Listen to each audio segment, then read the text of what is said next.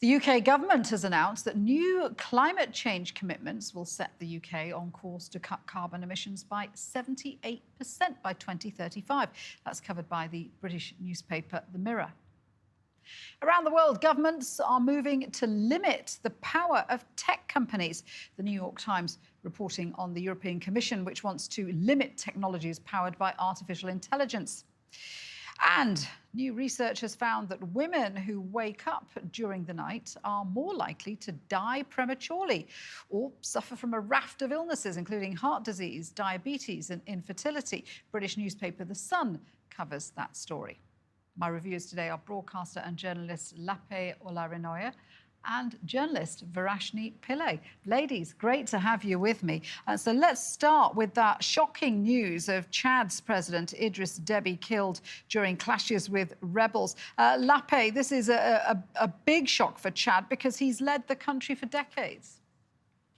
Absolutely, you're right. He's led the country for 3 decades and actually was awaiting election results, which are said to have 80% in his favor. So, of course, he was planning on going on to rule the country for, another number of years. But sadly, that's now been cut short. But it's really interesting to highlight what some people have described as a bit of a vicious cycle in the way his life has kind of ended. You know, he was once also a young soldier who also took power during a coup, which took over power from an armed government, a military government, and that's what's led to his ascension to power that he's been in for over 3 decades. And now himself on the front line has also been killed trying to fight yet again another insurgent and yet again another, what many people again have described as a coup. So it's almost a vicious cycle for the former military leader and president of Chad,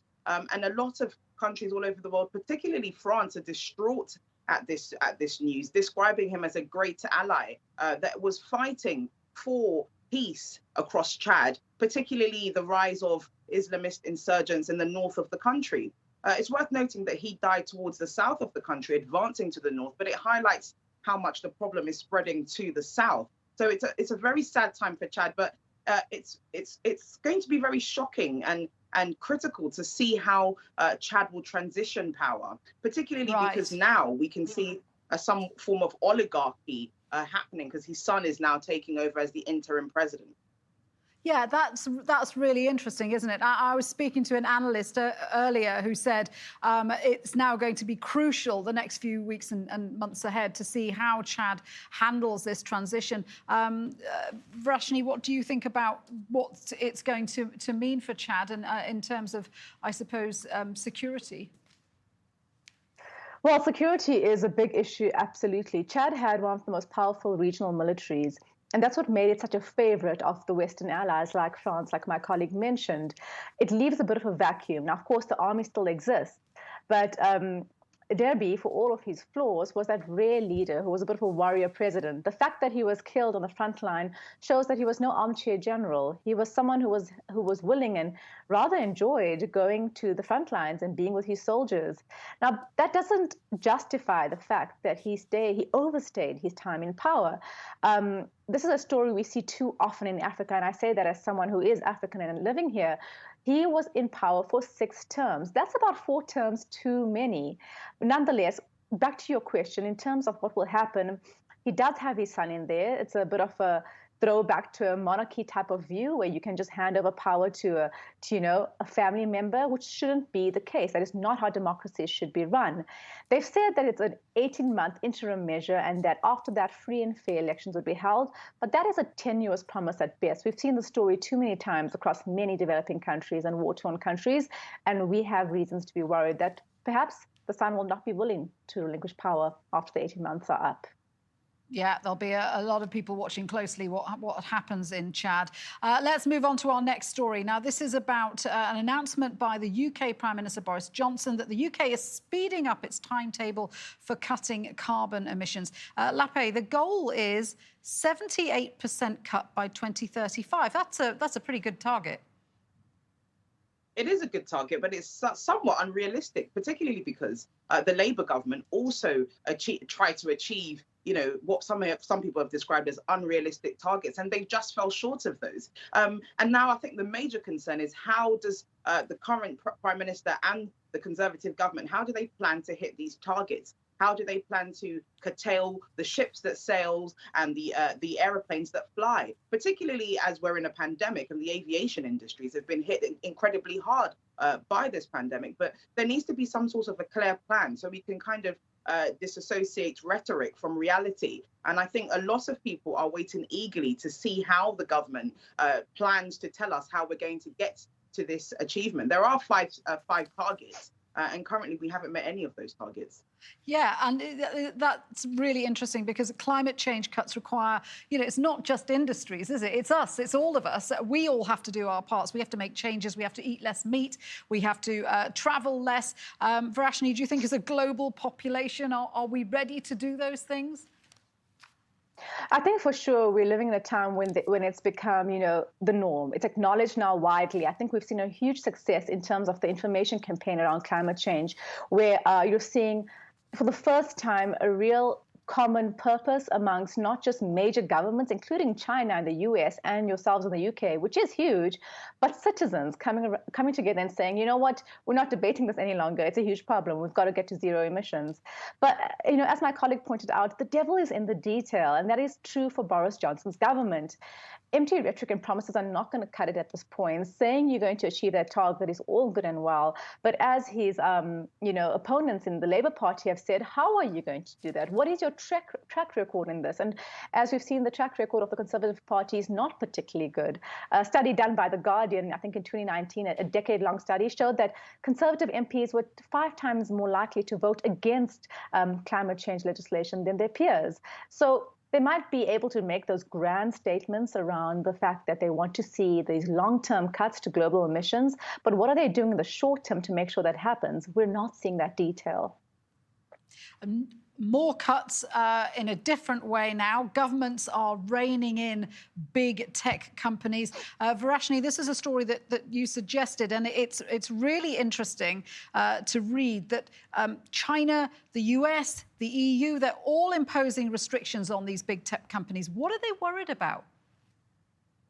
I think it's what we're all worried about, quite frankly, and they fall into 2 large categories. The one is the actual content. The spread of misinformation has been devastating for global democracy. We've seen its influence on elections in ways that are very worrying. We've seen the erosion of truth and facts and public trust in institutions and authority. But secondly, there is another issue of monopolies and the antitrust issues that are cropping up around these technology monopolies. Now, we're in an unprecedented time where together these monopolies act as the third biggest country in the world in terms of their size and their monetary value. It's huge, and it transcends global borders. Now, look, not all governments are equally heroic in trying to do these curbs. Some of them are more interested in suppressing information, their citizens getting to talk to one another and hold them to account. But for many governments, including the EU, there's time for a reckoning. And I mean, you and I as journalists know this. We've seen a real, hit to our bottom line as our content has just been put out for free on these global platforms. And Australia's government tried to take a stand against that and hit quite a wall with Facebook in particular.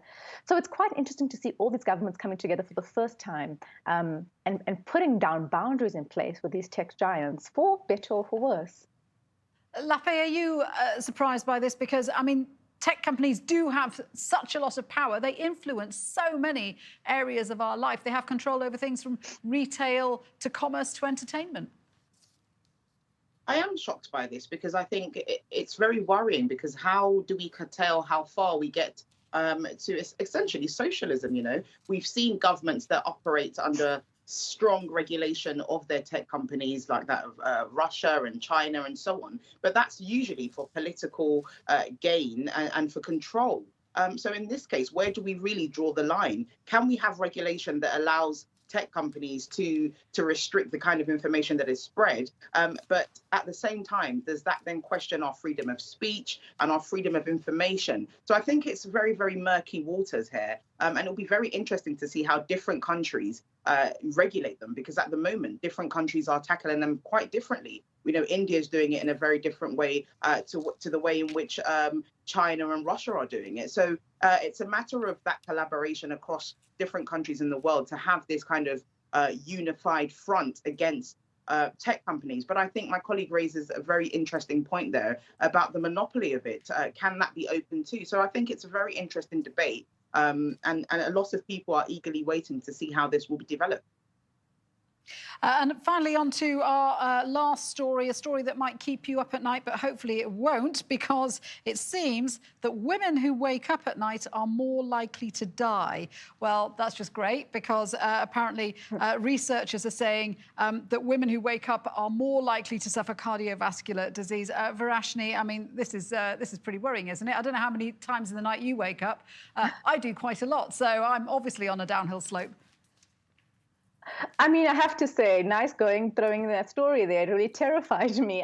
As the mother to an 18-month-old and, planning to have another one shortly down the line, I can tell you that interrupted sleep is my norm. And so I'm now particularly worried about my longevity and how long I'm going to live after reading that article.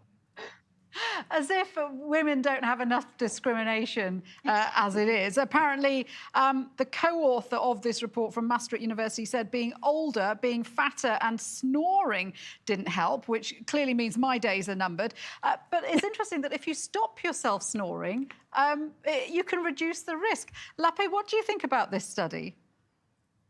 Well, I'm doomed, according to that report, because just like Varashni as well, I have a 14-month-old son that keeps me up all night, and I'm always waking up in the middle of the night as well. So I think it's really interesting, because I do think that report is quite confusing in a way, because I'm pretty sure it's referring to people that are sleepwalking, because it just can't be possible that everybody that wakes up in the middle of the night, which is a lot of us, are destined to die soon. See, yeah, you're right. It is confusing, because I was reading it, and a lot of it seemed to be about unconscious waking. So you're not quite out of your sleep, but you've gone through the layers almost to the top. I mean, I don't know how you'd even know that you'd done that. But Varashni, is it possible we're also being woken up by our snoring partners? Are they to blame?